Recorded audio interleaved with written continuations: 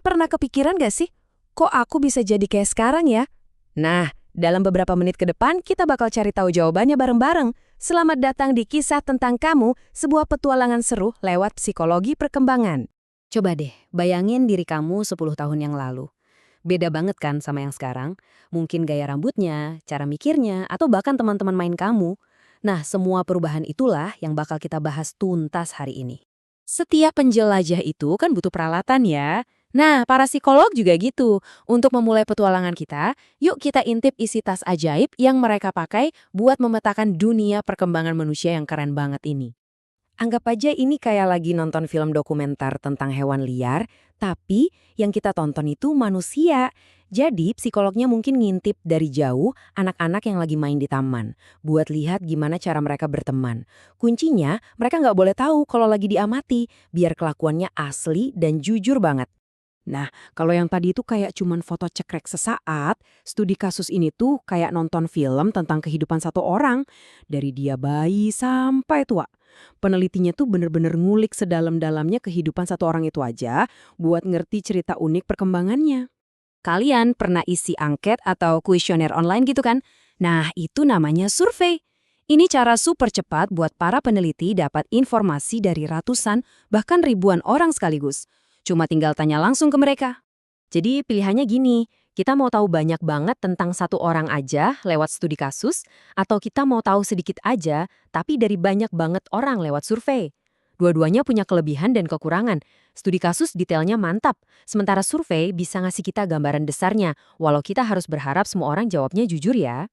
Oke, peralatannya udah siap. Sekarang, setiap peta petualangan yang bagus itu butuh legenda kan buat baca simbol-simbolnya. Yuk kita pelajari simbol-simbol kunci yang bakal jadi pemandu kita di perjalanan ini. Ini dia salah satu pertanyaan paling seru di psikologi.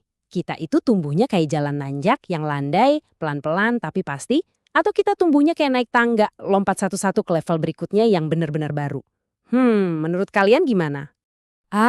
Ini dia perdebatan klasiknya. Bawaan lahir atau karena lingkungan. Gampangnya gini, bawaan itu apa yang kamu dapat dari gen orang tuamu. Kalau lingkungan itu ya semua hal di sekitarmu. Keluarga, teman, sekolah, dunia. Kira-kira mana yang lebih membentuk diri kamu yang sekarang? Supaya gampang dipelajari, para psikolog biasanya membagi perkembangan kita jadi 3 bagian besar. Tapi ingat ya, ketiganya ini kayak 3 sahabat karib yang gak bisa dipisahin, selalu nyambung dan saling memengaruhi.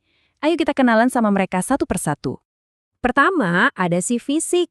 Ini semua tentang badan kamu. Kamu jadi makin tinggi, otakmu makin berkembang, dan bahkan seberapa cepat kamu bisa lari keliling lapangan. Semua yang berhubungan sama tubuh. Selanjutnya, kita masuk ke dalam pikiran. Ini dia, si kognitif. Ini semua tentang yang terjadi di dalam kepala kamu. Belajar hal baru, nginget pelajaran, mecahin teka-teki, dan ngerti gimana cara dunia bekerja. Dan yang terakhir, si psikososial. Nah, ini soal perasaan kamu, emosi dan kepribadianmu, dan hubungan kamu sama orang lain. Dari teman pertama di sekolah sampai keluarga di rumah, ini semua tentang cara kita terhubung satu sama lain. Jadi, dari semua ini, kita sampai ke satu ide yang super penting. Kita itu nggak pernah berhenti tumbuh dan berkembang. Ini bukan cuma buat anak-anak aja loh, ini adalah sebuah petualangan seumur hidup.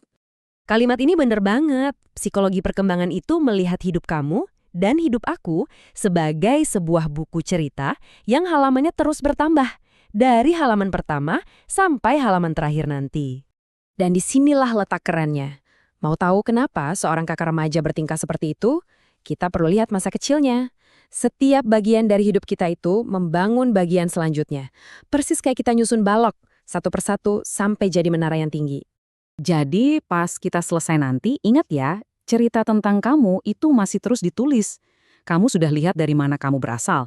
Jadi sekarang pertanyaannya, kira-kira apa ya cerita di bab selanjutnya buat kamu?